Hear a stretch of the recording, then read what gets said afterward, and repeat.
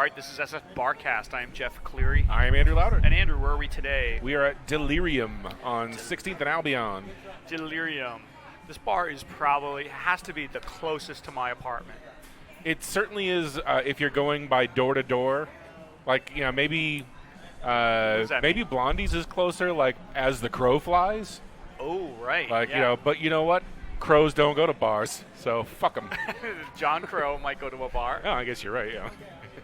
I was thinking maybe the 500 Club could be closer, but I don't think so. I think 500 Club, you've got that whole kitty quarter situation working against you. But you're right. I think, physically, Blondie's is closer because if you look out my back window, you can see it. Right. But I don't want to keep talking. It would probably be easier to run the lines from Blondie's to your apartment than it would be to. Andrew, are you suggesting that I steal cable? No, beer. Oh, beer. Yeah. Or anything else they have too. I guess I want to stop talking about where my apartment is just so I don't get mobbed with fans. Oh yeah, I'm sorry. We're of course talking about the Mission District in Albuquerque, New Mexico. Oh man. This bar, it used to be called the Albion way back in the day. It did. And it's kind of changed a little bit. Yeah, it's certainly for years and years, this is like the sort of home base of operations that we had, I would think. Certainly Kilowatt mixes in there and Casanova and a couple other places, but 5 nights out of 6, you'd probably find somebody from our crew hanging out here. You got a crew? Yeah, we had a crew. Yeah, back in the day. They used to have 2 pool tables in the back room, but now that's just like a dance room. A dance room? And they have that sounds like something that creepy people have in their house. It's like getting a dance room. This is my dance room. Which one's a dance room? It's right next to the rape room. That's what? Right. It's like, which room am I in? Oh, you're in both. We'll see. One leg in each. You know what's funny is sometimes when I'm walking home past this bar, I hear the DJs in the back, and they're all playing music I used to listen to when I was in high school. Wow. It's like the Smiths, and Spandau Ballet. New Order, and there's still this I don't know. There was this '80s revival in the 2000s or in the 90s really. Yeah. Late 90s, early 2000s. There was this '80s revival, but that was more for pop music. Yeah. And I feel it's weird. So much of there's not really any such thing as nostalgia anymore to some extent because everything is accessible all the time. But then the real sort of nostalgia now I'm finding is sort of discovering bands that I missed or or stuff that that a nostalgic creation hey listen to this collection of 80s music stuff that they wouldn't even uncover. Yeah. Chapter House or well, if you were somebody who was going through your 80s phase and you only listen to pop music, you would hit your your Prince, your Madonna, your Michael Jackson, your Cyndi Lauper, your Phil Collins, right. Your outfield. Your James Ingram. Your yeah, Yamo be there. But maybe you miss Joy Division. Yeah, My Bloody Valentine. My Bloody Valentine. Right, Gene right. Loves Jezebel. Yeah. Maybe Doc and the Medics. maybe you miss out on Dockin'. So I feel like that little revival, and also it's good dance music. So although every time I walk by and I hear cool music coming out from the back, I think where the fuck were these people when I was in high school? I would put I was getting beat up and called a fag for liking the Smiths. Although where I grew up, seriously, I got called a fag for liking Prince. And I was like, how does that work? All of his songs are about fucking women. They're like, shut up. They're like, shut up. You listen to Judas Priest. This is awesome. You either listen to Bruce or you shut up. You put on this Judas Priest song and think about what you said about being gay. Jeez. Well, you know what it is? It is Negroni Week here in San Francisco, and I know that you've probably been celebrating all week, and I don't know. Can't get enough of Negroni week. I don't know if I can take any more Negroni week. What is it? Negroni, like a Negroni is like, I guess one of those sort of like Campari or Aperol cocktails where it sort of just tastes like, I don't know, like a bottle of perfume mixed with shit. It's just not very good. But like, because it's expensive and it's European, like everybody like. So wait, is it like it has to have its own week now in San Francisco. Is it like a liqueur? Yeah, well, no, it's a type of cocktail, but it's like it's like a cocktail made with this particular type of like bitter liqueur. And that's so like. That's like the Campari or the Aperol, like. So wait a minute, is it like a martini where you put a bunch of cocktails together, bunch of like things together, and then it's a martini, or is it actually like Fernet? A little where bit. You just drink Fernet. No, it's a little bit more like the It's first a thing you said. combination? Yeah. Okay. Yeah, we'll get this nailed down. Give me a couple more hours. Well, I mean, I'm just lucky the Negroni goes for an entire week. Exactly. Yeah. So then I can have a week to figure out what the fuck it is. It's weird that like back when you and me were in our 20s in San Francisco, that like we didn't need a Negroni day. We didn't need a Negroni anything. We didn't need a Negroni minute. Like if somebody said Negroni, we like have them shipped back to Europe where they belong. Speaking of shipping back Europeans. All right, here it comes. It's been leading up to this. No, I was going to tell a story about this bar back in the day when it was the Albion. And good. I thought you were going to say something embarrassing. You're just going to talk about something you did at this bar. Also, I'm going to shift gears and branch out a little bit and give you a little trivia question here. Ooh. Do you know in what year did San Francisco outlaw smoking in bars? Ooh, that's a good question. Well, so, what year did they do it, or what year did everybody start paying attention to it? No, I know. The year that it was it went into effect. implemented. Yeah. I'm going to guess that it was 2007. It was 1988. I'm sorry, 1998. I'm sorry, 1997 is what I meant. 1998, yeah. Like, yeah, okay. We both ended I was up close. saying the wrong thing twice. That's you were the name close. of this podcast, isn't it? You're right, because they approved it in 97, and then it went into effect January 98. Right, because I remember it happened shortly before I moved away from the city for the first time, and that would have been 1998. What? Fascinating. Yeah. Ooh, tell us less. No, but this leads into a story about the old Albion when Delerium was Albion. Right. And they used to have a bunch of like couches on the side. Now they have like these little tables. Right. And they had like small tables near the couches. It used to be like a lot like the Uptown in a way, like because you would walk in this place and there would be sort of like comfortable, but probably gross and jizzed on furniture all over the place. Yeah, and like back in the day, there was probably more like kids nodding off on heroin in the back.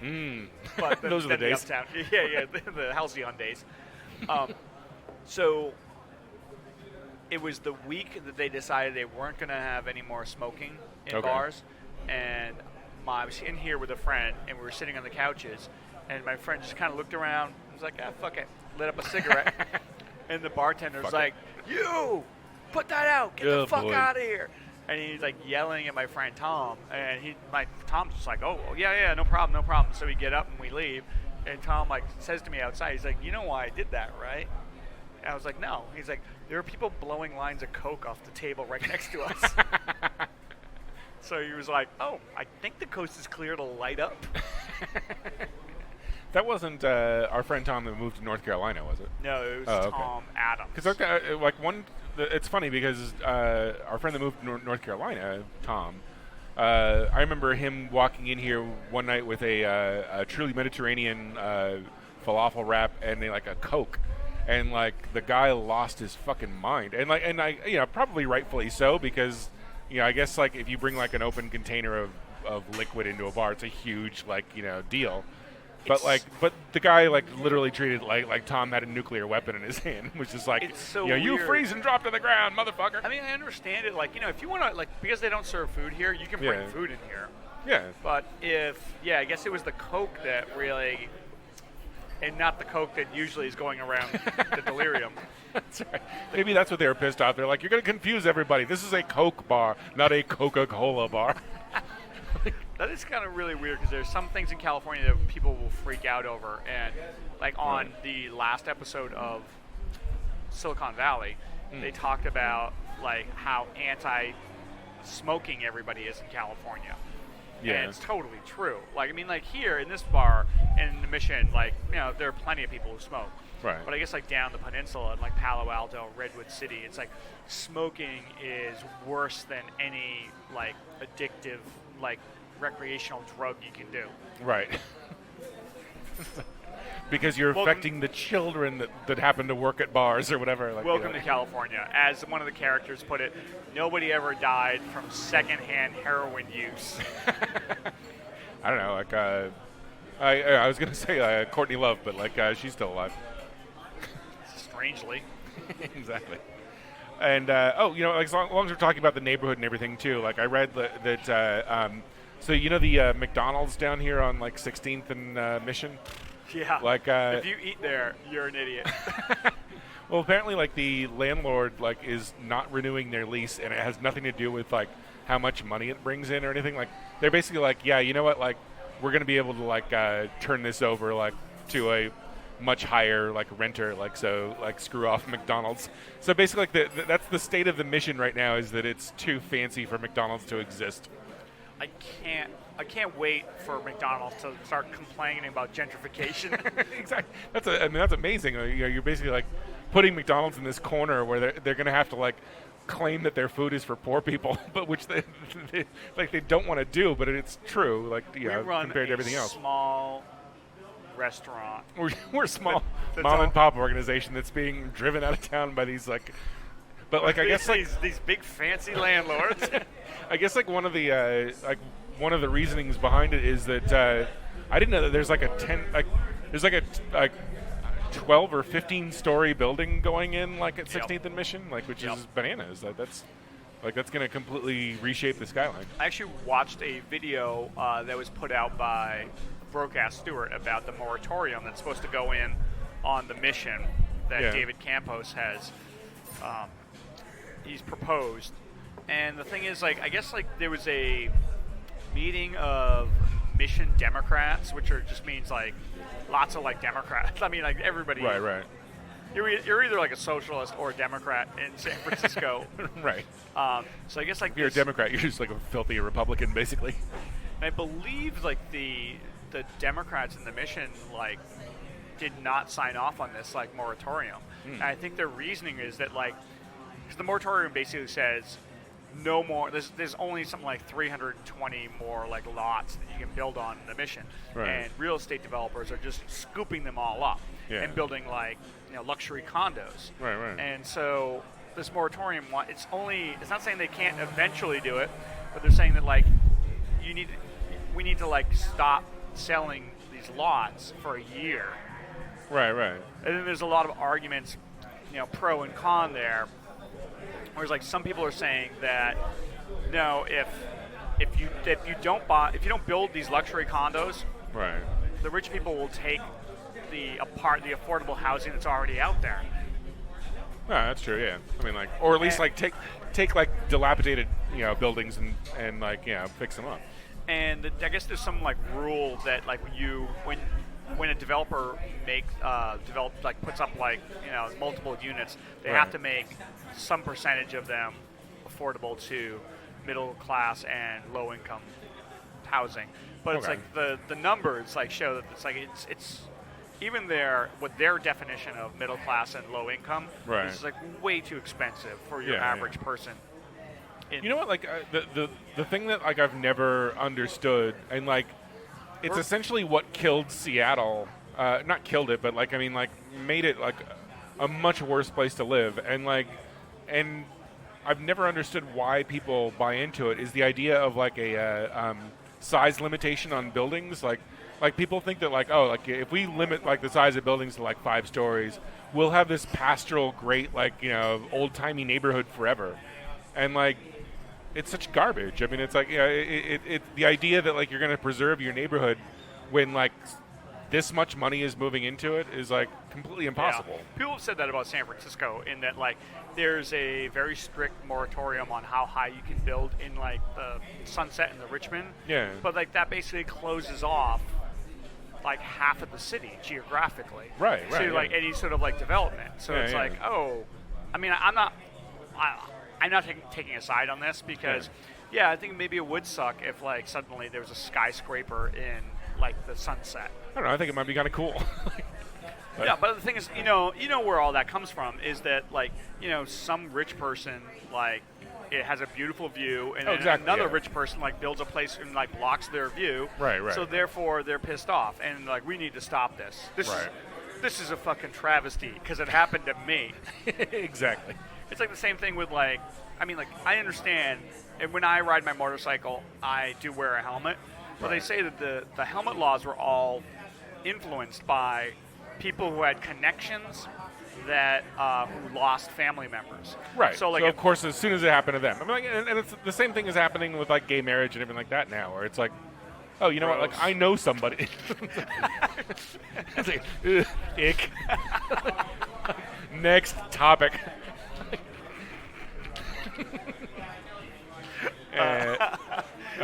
No, but it's like, as soon as it happens to like you or somebody you actually care about, like suddenly everyone's opinion changes to what they said they would never ever believe. Yeah, exactly. Well, the thing is, like, if you're a congresswoman and you have an idiot son who didn't wear a helmet and he wiped out on his motorcycle and he died, you're like, well, someone's got to be to blame. Yeah, exactly. And it's not my dumb son. It's not my precious snowflake of a kid. Yeah, exactly. So maybe if he was wearing his helmet, he would just be a vegetable, not dead. Wouldn't that be better? I have to do something. I have to turn a nation of dead kids into a nation of vegetables. We can all stand. Well, whatever. I'm not going anywhere. I'm not making a Korean. I'm not making a Boom Boom Mancini Korean vegetable joke. You just did. Hey, you want to take a break? Yeah, let's take a break and we'll be back at what the fuck? You know what I've noticed? Like since I've been drinking wine, like a lot of flies. They are the winos of the animal kingdom. Oh, like they love wine. You're into like fruit flies are into you now. They love it. Like, you've been to Cleary's apartment. He's drinking wine now. Let's all hang out there. He's got like flypaper everywhere. All right, this is SF Barkast. We are at Delerium on 16th and Albion. All right, and we are back at Delerium. Delerium. You know what? I call it the Albion because I'm one of those people. I'm one of those assholes that's like, your mother and I called it the Albion, so it's the Albion. You're like, it'll always be Army Street for me. Like because I hate Mexicans. There's when they changed the name of, it used to be Army Street, and they changed it to Cesar Chavez. Right. I don't know why they named it after that fighter. Well, the thing that is, just seems silly. There was like this small minority in San Francisco of people who were with their bumper stickers that say, "It'll always be Army to me." Like they're changing something that is so sacred to them. Like, maybe you forgot that like you stole California from the Mexicans first. Jackass. But it's also like one of those things where it's like if you're just being defiant because like you think it's going to piss off other people politically. Right, like or it's like watch me cheese this guy off. Hey, go fuck yourself. It's like, that's not it's like clever. Some people were like, yeah, well, what do you call it? Recycling doesn't really work, so I'm just going to throw shit in the street. Right. It's like, dude, hey, is it such a fucking burden for you to call it Cesar Chavez now? I'm one of the great Californians that ever lived. Right.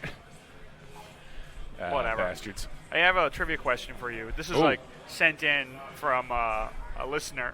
Well, we don't know if this episode will drop in time, but like tomorrow you have your monthly recurring show trivia show. What am I? Trivia night. I'm not going. Go ahead.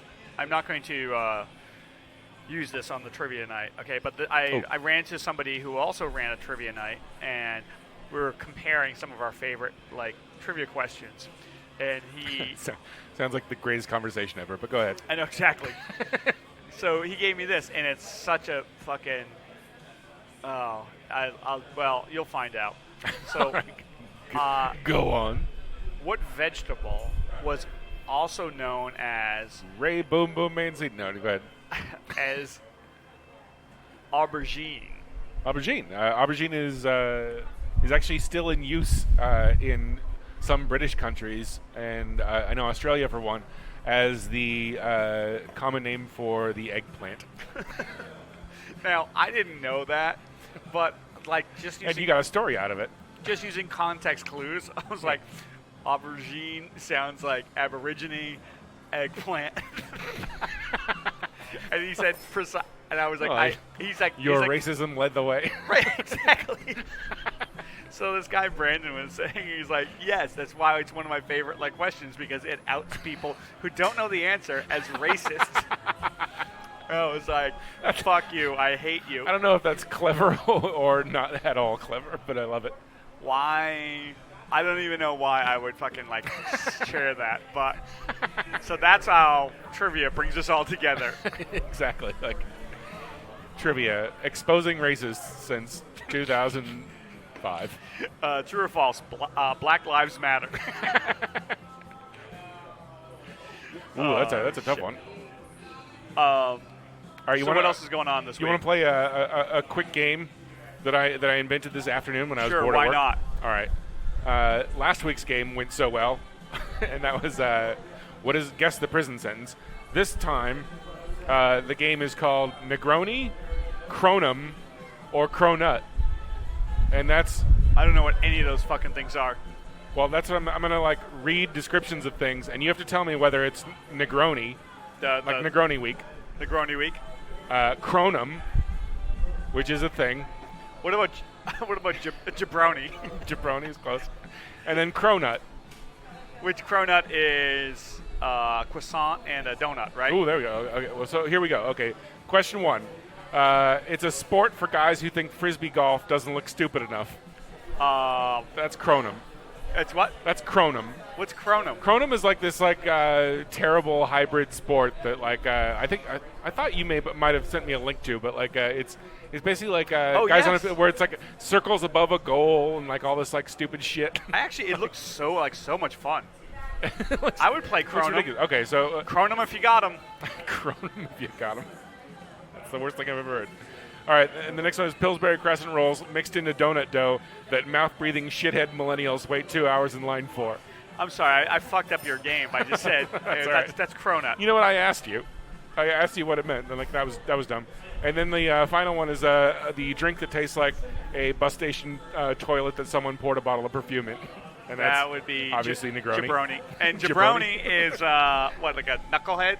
Yeah, isn't that what the Iron Sheik calls people? We have to ask Drew Harmon, since he did the Iron Sheik episode of SupDoc. I haven't checked the Iron Sheik's Twitter account recently, but man, it's so satisfying when you. Did you ever think 30 years ago that you would ever say that sentence in the year 2015? Didn't he say that he picked a fight with Jose Canseco, and of course Jose Canseco is just dumb enough to take the bait, right? And he said Jose Canseco, the America's worst Mexican. And Jose Canseco's I'm not Mexican, dude. All right, so the last question in Negroni, Cronum, or Cronut is it's very popular amongst date rapists that went to Duke University. What is that? I said it's very popular amongst date rapists that went to Duke University. How do you know that? It's a trick question. It's all three. Fantastic. Fantastic, then. Kaboom. Kaboom. Fucking booyah. That's a walk-off. Booyah, bitches. Do you want to talk about... He's like Alan Thicke. Then fucking Jessica Lange 2.0. Yeah, so... Okay, now, not to sound insensitive, because everything else I say sounds super progressive. Exactly. But all these people were calling Bruce Jenner a hero. Yeah. I kind of feel like shouldn't we be past this already? You would think so. Like, I mean, not that it takes no.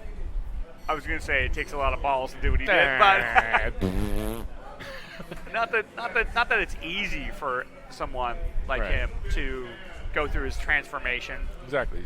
But it's like he's tucking a lot of feelings away. And I'm also not on the full other side where it's like I'm posting like photos of like soldiers doing heroic things. Like, this is a real hero. It's like I'm just saying, like, if you're like at all like energized or if you're moved by what he did, it's like I kind of feel like that's in the past. Like, I feel like, like if you're like, having your eyes open that like somebody can change their gender and how awesome it is, it's like, wow, you got a lot of catching up to do. Yeah, totally. Yeah, like it's like on one hand, I'm glad that everyone's like seemingly like okay with it, like and that anybody that isn't is like automatically sort of on the outer fringes of society. So that's nice. But at the same time, like everyone like doing fucking cartwheels to pat themselves on the back over it, like their acceptance of it is like the greatest act of heroism that ever existed. I think that's what it is, Andrew. Honestly, like I feel like people aren't like really like lauding Caitlyn. Yeah, they could give a shit about. They don't give a shit about about Jenner. Caitlyn. They're just like so proud of themselves for not wanting to burn this guy at the stake. Like, it's like, hey, like, where's my parade for not killing this guy? It's like when you like walk past a child and you think like you should get some credit for not abducting them. That's right. Like, I could have kicked that kid right into oncoming traffic, and I didn't. Right. So you know what? Like, good for me. Like that date didn't go well, and I didn't rape her. So good for me. Good for you, progressive feminist. Right. So whatever. I'm like, good for him. Although all the interviews they're doing, nobody's asking the real hard-hitting question that I want answered is, did he go through full gender reassignment, or is he using the tuck rule? Are you saying he's going to beat the Oakland Raiders in a snow-covered playoffs game? Yeah. Although I have no idea, actually. Like, there's no way to. I guess there's no way to breach that subject in an interview. It's like, well, so where is it? It's one of those things where, like, you know what? Like a month ago, I didn't give a shit, and like now I also shouldn't give a shit. And like, so yeah, if I even want to ask the question, I'm sort of like self-critical, like where I'm like, like, who cares? Like, whatever. See, the thing for me is, like, I never watched any of those shows, and I don't watch any of that reality television stuff, so I hadn't thought about Bruce Jenner in, like, forever. And the last time Jason Nash played him on, like, the Sklar Brothers podcast. And, like, now I'm starting to feel, like, the pervasiveness of, like, the reality television shows. Like, I was in the supermarket the other day, and I saw the cover of GQ, and it's this, like, super hot girl, and I was like, who's she? And it's like, oh, it's Bruce Jenner's daughter. I was like, oh, wow. Like the one that's, like, 17 or whatever, like 19. Probably, like, yeah. Oh, I'm sorry. Well, never mind then. Andrew, I didn't, like... She's fucking elderly, practically, like, past her prime. But she's very attractive, and now I have to, like, deal with, like, Bruce Jenner trying to keep up with her. She's she's dating like this rapper that like I think I played on the show actually like maybe 6 months ago, like not Swaggy P. Not Swaggy P. Although Swaggy P and Iggy Azalea got engaged to be married today, so big ups to them. Good for them. But anyway, like so yeah, that girl is the Jenner girl is seeing some rapper. So who cares? I'm fucking out of gas. Can we take a break? All right, you want to take a break? Sure, why not? Wait, let me give you another question. Oh, yeah, please. It'll be too late for anyone to answer. Cause, yeah, exactly, tomorrow. Yeah. Okay, so we'll do a sports question because I know you're probably out of breath talking about the Kardashians. What are the names of the 4 championship trophies in the following sports? Ooh. Baseball, football, basketball, and hockey. Baseball is the Larry O'Brien trophy. No, that's basketball. Basketball is the Larry O'Brien. Football is the Vince Lombardi trophy. The Vince Lombardi? Yes. The Vince. it's called. The Vinny. Stanley Cup is obviously hockey. And baseball's the hard one. Yeah, baseball. It's like it looks like a stadium. Like it's got a whole bunch of flags on it, and it's the "Go Suck Your Mother's Dick" award. I don't know. Close. Yeah, excellent. It is called the Commissioner's Trophy. Ah, gross. I know, it's so boring. Yeah, really. It's like, oh hey, fucking, like who's the commissioner now? Like, I don't even know. I know. Can you at least like name it? Bud Selig? Who are they waiting for? Like, to like name the trophy after someone. The Commissioner's Trophy. This is the Faye Vincent Award. If they wind up calling it like the Selig or like the Bud, like that would be the worst because like I don't think he's done a single thing like that's that great. All he did is like ignore all those people doing fucking like steroids. And Right. I could do that. Exactly. Like I could own the Milwaukee Brewers and do that. Seth Blatter could do that. Oh yeah, Sepp Blatter. Like he resigned today, so good for I don't know, good for people that aren't assholes. I I guess. feel like a lot of that came from John Oliver. He had a big piece where he was like pleading sponsors to get rid of Seth Blatter. Oh, it's great. And lo and behold, like 2 days later, he's gone. Nice. All right, you want to take a break? Sure, why As not? SFBarkast, we are at Delerium. All right, and we are back at Delerium on Albion Street at 16th. Delirium. Andrew, we signed off on a trivia question. You ready for another one? Sure. You know I don't believe in God, right?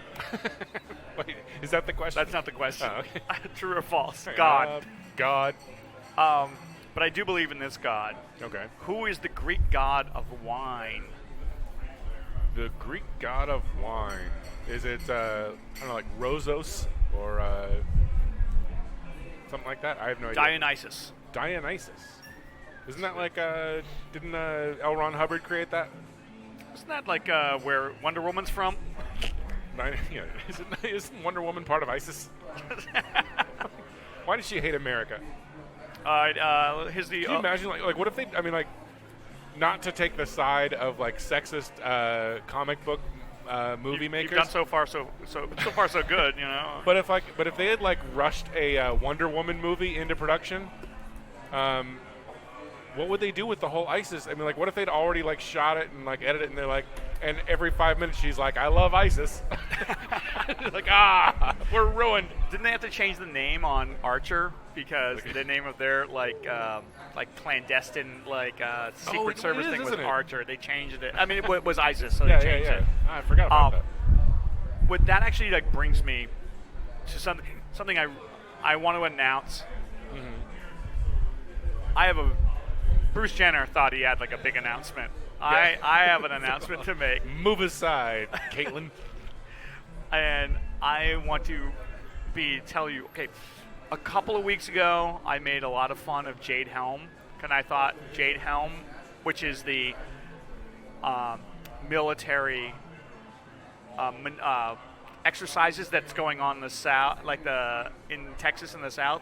Oh, okay. And people are afraid, like very right-wing people are afraid that they're going to take over Texas and Arizona.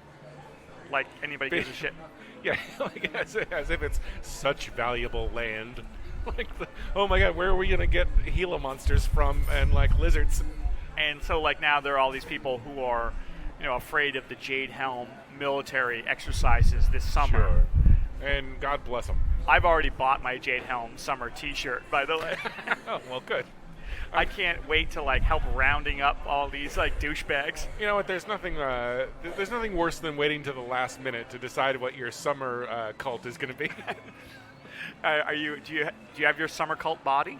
I'm working on it. Okay, so I thought that was going to be my big announcement. No, I thought that was going to be my big target for comedy during the summer.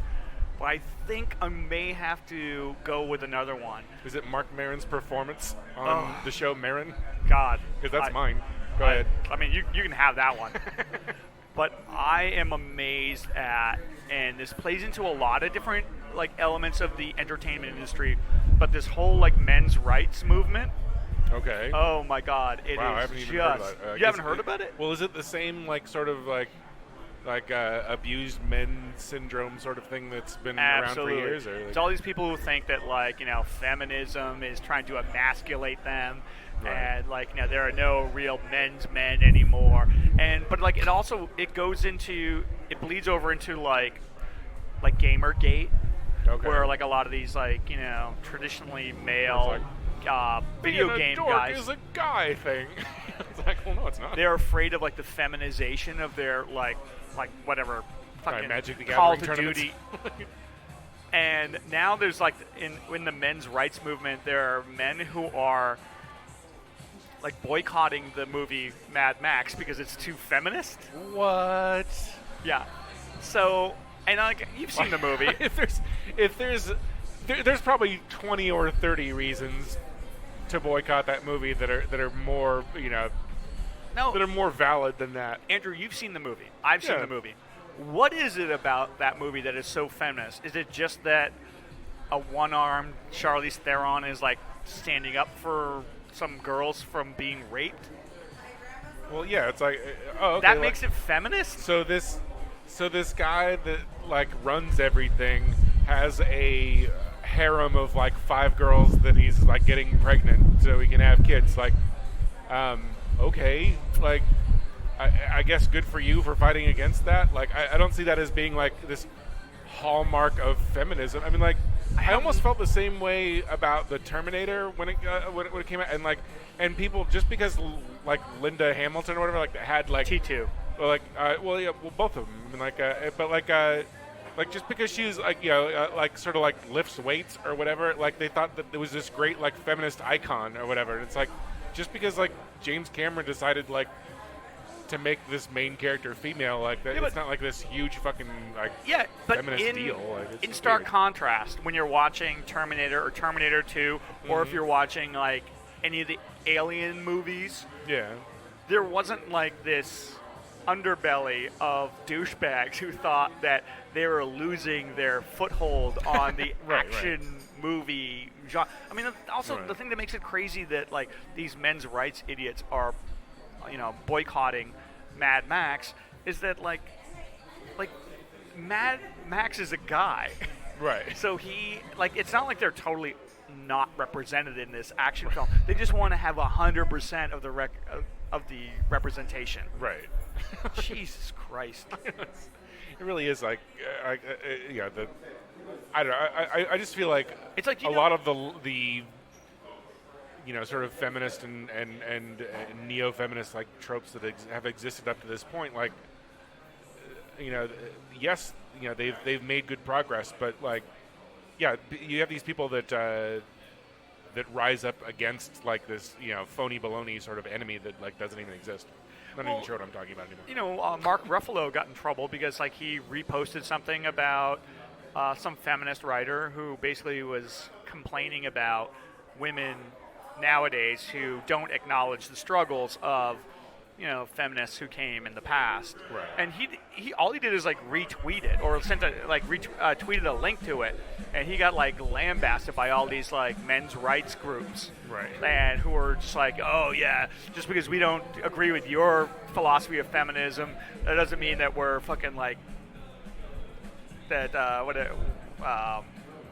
that we don't have our opinions. Or what I don't even remember what I don't even know what their argument. Their argument is so stupid that I can't even remember what their argument was. But it's it's basically those people who when they hear Black History Month and someone goes, well, when's White History Month? Right. And then you have to say it's every fucking day. Months. It's every month. Okay. It's kind of these men's rights people who are just oh well, if all these other groups are getting their rights, well, how come we can't have our rights? It's you already have them. Right. They're all right there. It's fucking everybody complaining about me oppressing them. When do I get to oppress people? What? That doesn't make any sense. I know. So I know. I'm just kind of I'm shooting from the hip on this one. Yeah. But I promise to have better men's rights jokes in the next coming weeks. Thank God for that. Well, okay. So usually, segment 3, we at least talk a little bit about sports. But I feel this week, it's really starting to like sort of hit home that that the dregs of the sports year are like upon us. That like that as soon as the NBA finals are over, which is, I mean, it's obviously great to have the Warriors in it. Like, it's going to make it a lot more exciting for the city and all that. But like, you've got that, and you've got the Stanley Cup finals coming to an end, and so for the next like 2.5 months, we're stuck like with early to mid-season baseball and MLS or whatever horseshit sports they decide to like try to throw our way. I don't like to promote other people's podcasts, so I'll say something bad about them.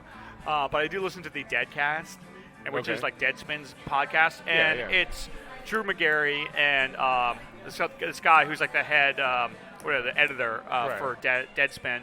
His name's Marchman, and he was saying in one of the podcasts that he loves it after basketball and hockey's over, because then it's just nothing but baseball. Ugh. And I'm just like he seems like such a sweet and like well thought out person too.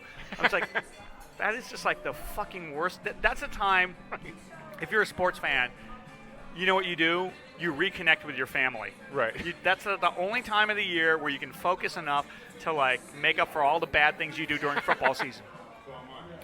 And like, or you go like vacationing or something. It's because exactly. Yeah. I agree, man. Like that when it's only baseball, it's like, and it's pre All-Star game baseball. Oh yeah, like so it's just like, oh, like God. anything that happens is beyond meaningless. Like you've got 162 games, and you get to like sit and watch nothing but like the most meaningless 20 of them like over the course of the next month.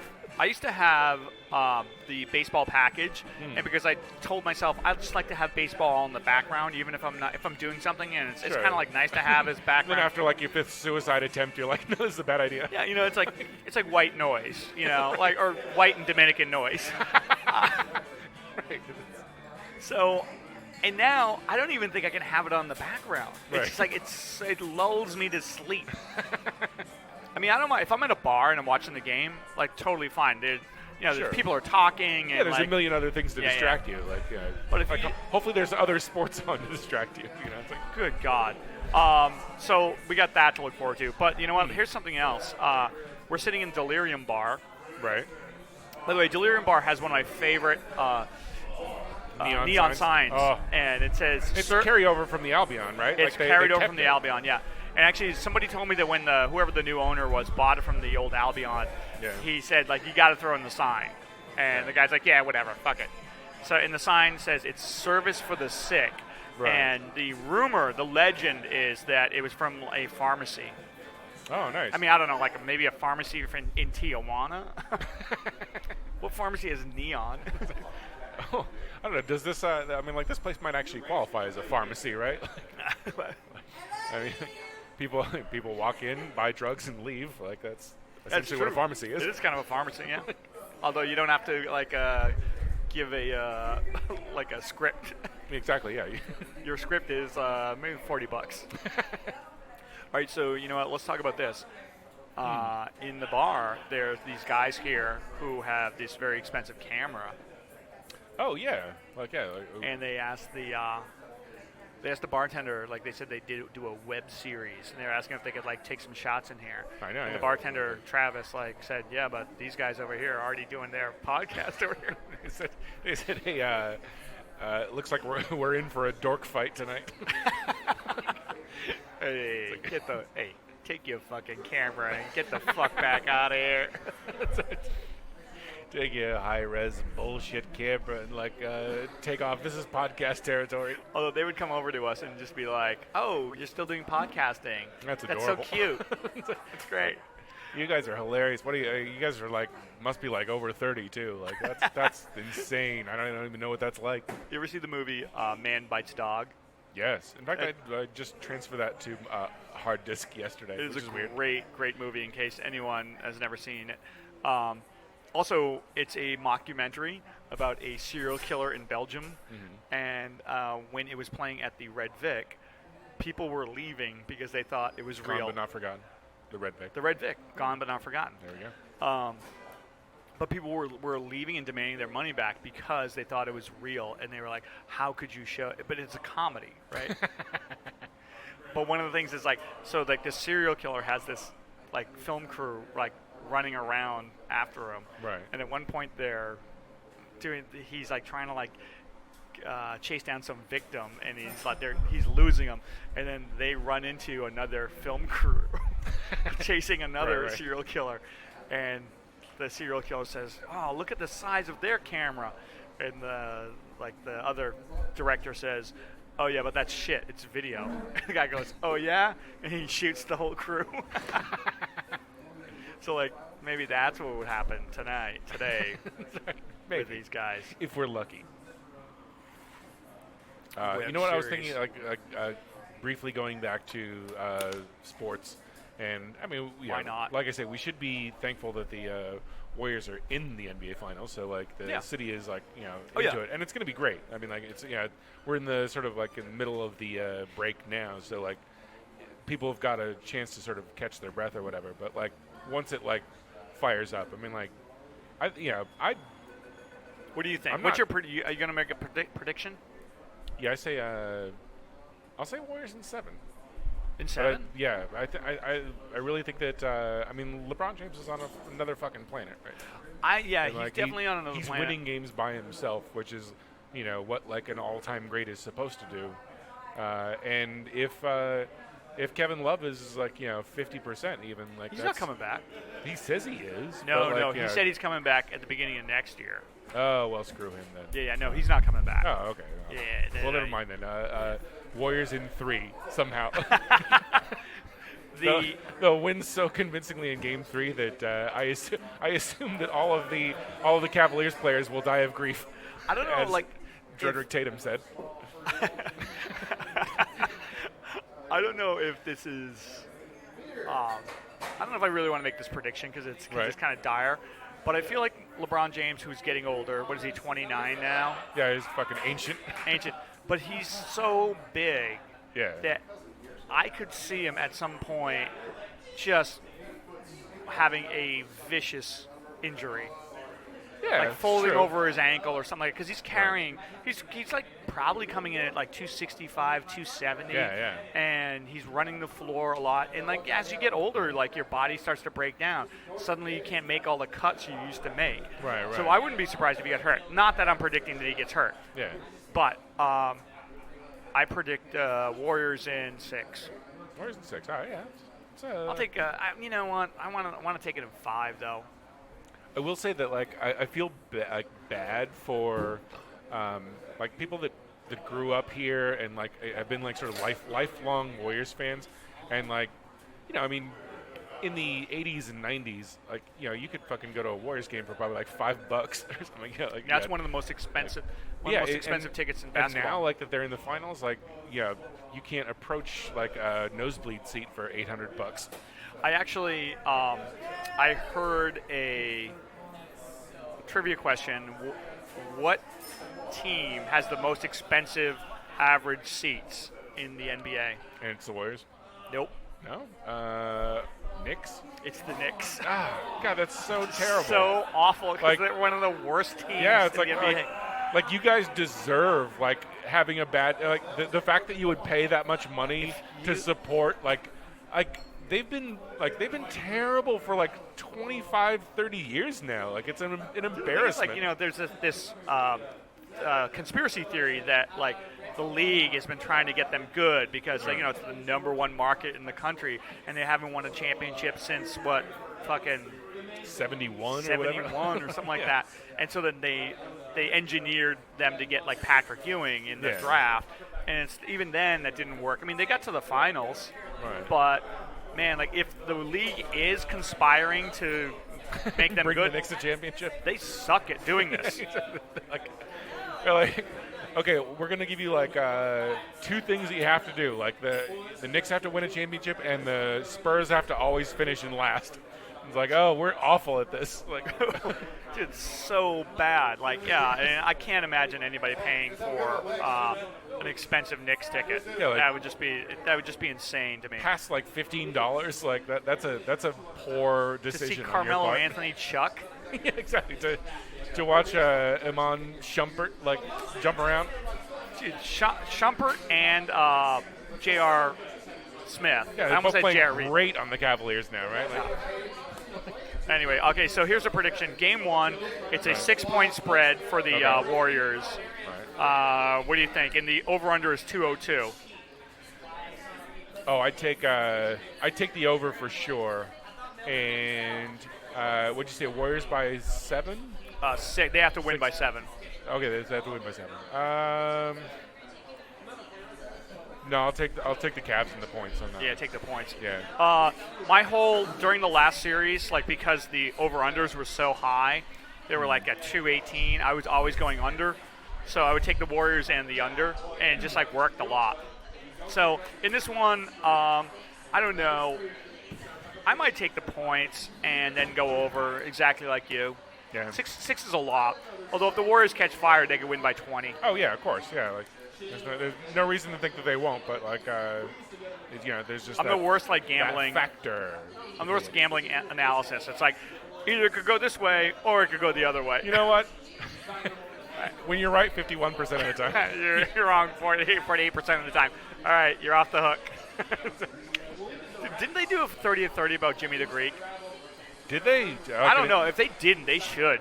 Because like they basically, I mean, you gotta understand, like in like the 80s when they had Jimmy the Greek, they brought in a wise guy to be on television. Right, just like to talk flashing about his jewelry, being like, "Hey, everybody, like, I'm gonna show you how to make a lot of money like Telly Savalas." To talk about gambling. It's like the league would never stand for that anymore. It's like, and like, who would have thought that he was also like a Freddie 5 times says what about this week's like fucking Packers game? And who would have thought he was a blistering racist on top of everything? That doesn't make any sense. All right, you ready to take a break? Sure. All right, this is SFBarkast. We are at Delerium on Albion in 16. Yeah. All right, and we are back at Delerium. On Are Albion you feeling in delirious? 16? The what? Are you feeling delirious? Always. And even before it was called Delirium, I used to feel Albion when I was in here. Your favorite Eddie Murphy like HBO special was Delirious, I believe. I thought you were going to say Feeling Albion. Oh, Feeling Albion, yeah. Okay, Andrew, here's another trivia question. True or false?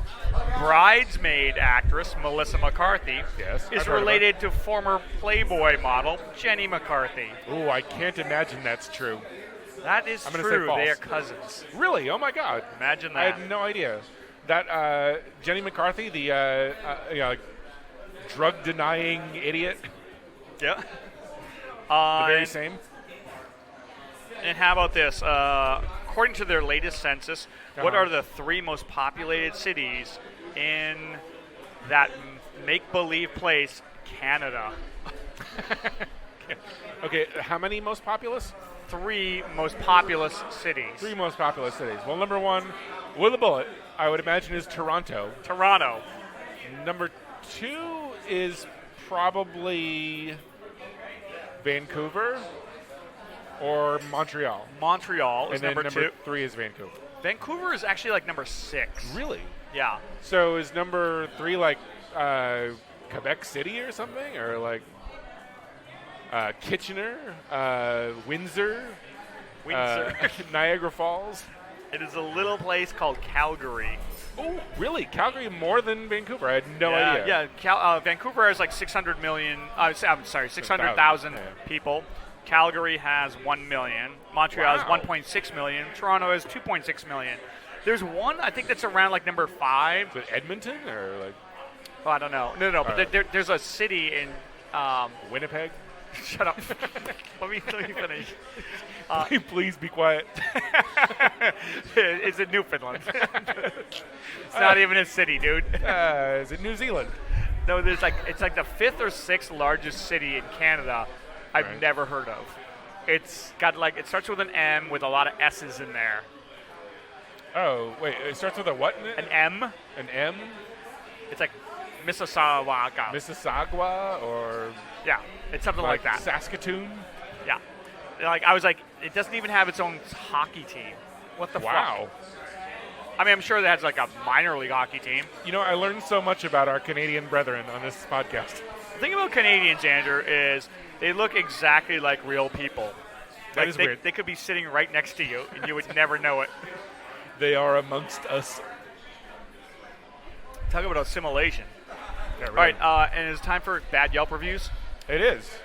And you know what? Like, I'm so glad that we came here because I got the chance to use one of my favorite Yelp reviews of all time, and that is from Karen F. in San Francisco.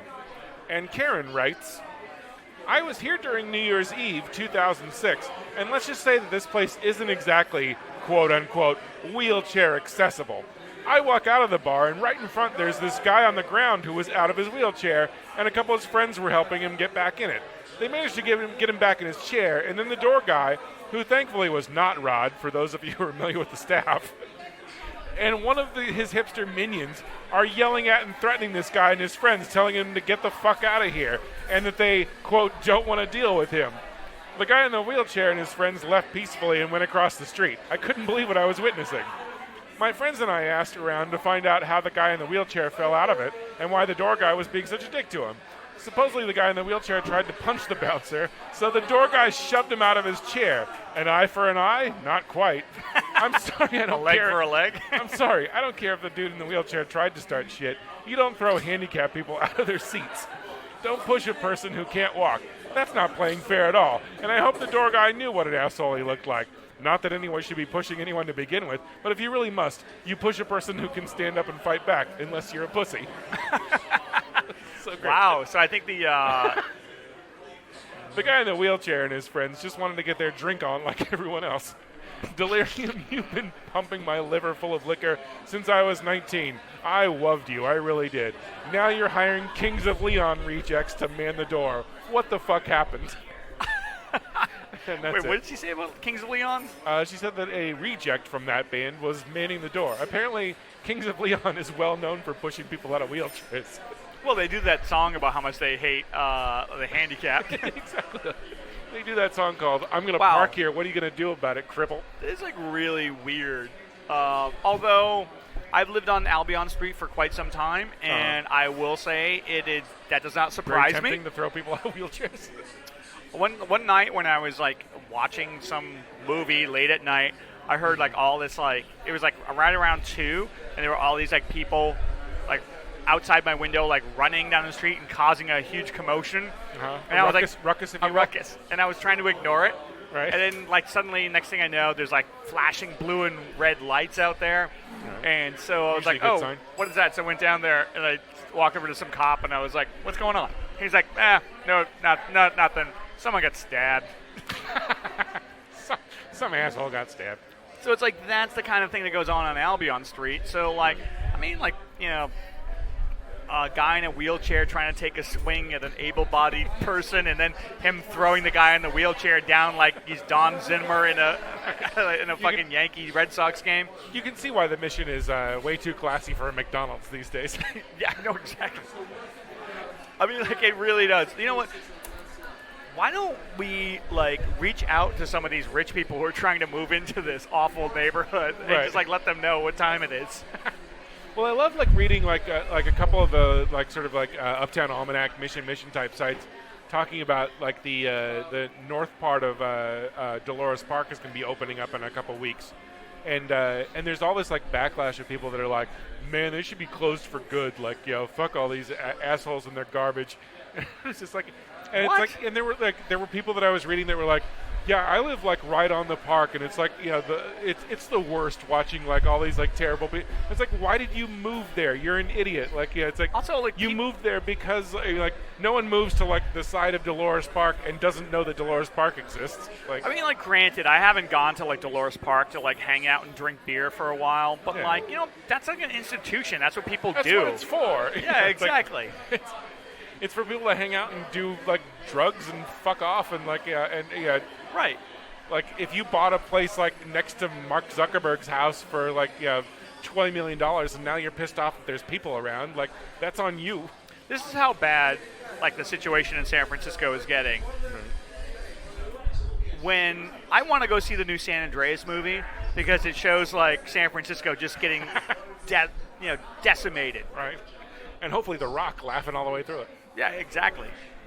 I found the name of that Canadian city. Would you want to hear it? Right. It is called Mississauga, Ontario. Good Lord. Mississauga, I mean, it's Ontario. like essentially a suburb of Toronto. Is it Toronto? Yeah, it must be. I call BS. You call BS? I call shenanigans. Yep. Montreal, Calgary, Ottawa, Edmonton, There we go. Mississauga. All right. Story So there checks you go. out. All right, so Andrew, what is your final analysis, Phil Joannou, of Were you in the middle of a story? I can't even remember. What? I thought you were in the middle of a story, but I guess not. Not Oh, well. me. We'll figure it out. Andrew, What is your final analysis, Phil Joannou, of the Delerium Bar? Service for the sick. Service for the sick. You know what? Like, I feel like we've put this place off for a long time. And there's further stories that can be told about this bar, but always leave them wanting more, right? But I'm not. I like it. It's fine. It's just it's not the go-to bar it once was, and it's like, I don't know, aspects of it seem a little depressing in a way. Like, I'm not totally fond of it. What do you think? Well, here's the thing. What do you think? I know a lot. I know a lot of people who. It is actually a neighborhood bar. Yeah. So when I come in here, I that recognize aspect people. of it I kind of like. Unlike very much unlike, say, Giordano Brothers across the street. Right. Like, ABV or anything like that. Yeah. It's like that.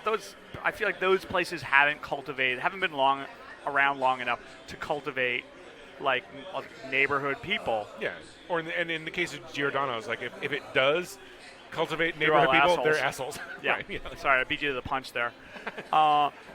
So I actually do like this bar, and I mean, actually one of the things I do like about it is that it's dingy and divey enough to keep fucking people out. Especially for this neighborhood at this point in time, it's kind of like a hiding place. Like it's like you know what? Great. I'm gonna go somewhere where I know that I'm not gonna run into Tony Hsieh and his minions. Does this mean that I'm getting older, Andrew? Like, one of the things I love about a bar, I love Gashead now because nobody goes there. It's like, I might become like a full-on hermit where I'm just like, I want to go to a place where I totally can understand sit down that. somewhere and I don't have to be fucking like wall to wall with people. Yeah, I totally understand that 100%. Just the idea of a quote unquote scene is just less and less appealing. Where it's just as you get older. I mean, it's like you it's grow up. Something like that. I don't know. Well, actually, I have very fond memories of this bar because this is where I watched the Patriots win their last Super Bowl. This was the first bar that. Well, I mean, I don't know. My wife fondly remembers this bar. My wife fondly remembers this bar because she interviewed for the apartment and then went down to this bar, and then we showed up later. So we sort of so it was like kismet. It was like hey, we're coming down to this bar that you happen to go to right after you interviewed for an apartment. So that's when we knew. That's when we knew. We could live with this person. This person is an alcoholic. If she goes to the Delirium, then we know she won't call the cops. She won't call the cops. She's probably okay with seeing some passed out naked dude on the fucking couch. That's right. We know the worst stuff she's ever seen because she's been in the Albion. So. All right. Well. Are we done here? I'm giving it a thumbs up. I know you're kind of like a medium thumb. Yeah, I don't know, middle finger. How far up the prostate is your finger? Oh boy! Actually, my boss at work was getting a colonoscopy today. Prostates. So shout out to your asshole. Let me ask you something, because we're about the same age. Yeah. At what point are we supposed to get that checked?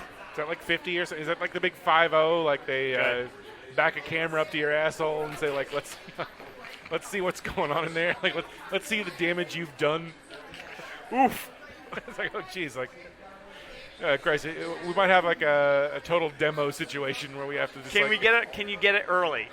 Because like that would be a good podcast. Well, here's if like something one I of us learned. went to go get it. Here's something I learned is that professionally. Exactly. Here's something I learned is that you can either sort of like once every 5 years you can do like the full fucking like tunnel you out procedure, or like you can do like a sort of minimum one every year. And so I guess my boss was doing like the full like fucking dig your way to China experiment or whatever. Did he get to keep the spoon? I hope so. God knows I wouldn't want anybody else to use it. Using the whole hand there, Doc? Super. All right. So, Andrew, I want to say good luck in Chicago. Oh, thank you. Like I said, go to Bucktown. And the Pirates lose. Oh, wait, sorry. Go to Bucktown, have a good time, stay away from those Bears fans. Although the great thing about Chicago I learned is that like you and I, like living in San Francisco and being sports fans, even though sports has been really big in San Francisco, last in the Bay Area recently, with the Warriors doing well and like the Giants winning 3 World Series. Like it's not like Chicago. You can go into any Chicago bar and start talking about the Bears, and people won't look at you like you're a fucking alien. They'll actually be responsive. So you got that to look forward to. Your wife has that to look forward to. Just walk in there and start talking about the Bulls. You love deep dish pizza, hot dogs, and sports, right? You're going to love it here. I love deep dish pizza. All right. All right, we're done here. We're done, goddammit. All right, so this is SFBarkast signing off. I'm Jeff Cleary. I'm Andrew Lott. And we'll see you next time.